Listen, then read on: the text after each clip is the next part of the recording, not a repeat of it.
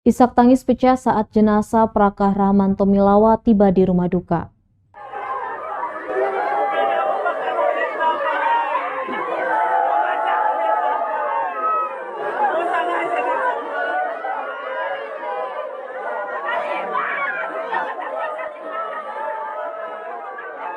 Isak tangis pecah saat jenazah Prakah Anumerta Rahman Tomilawa tiba di kampung halamannya, Negeri Tulehu, Kabupaten Maluku Tengah, Sabtu 29 Januari.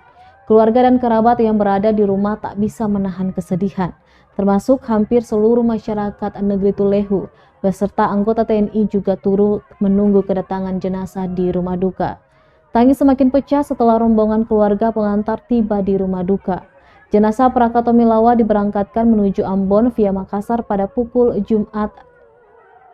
Jumat 28 Januari 2022 pukul 17.30 waktu Indonesia Timur. Setelah 12 jam perjalanan, jenazah tiba di rumah duka.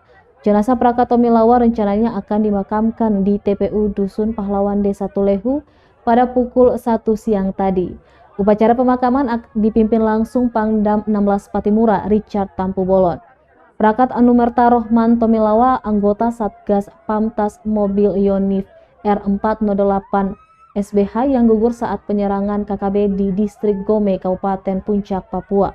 Dalam serangan itu, 2 prajurit TNI lainnya juga gugur, yakni Sertu Anumerta Rizal Maulana dan Prakah Anumerta Tupal Halomoan Barasa.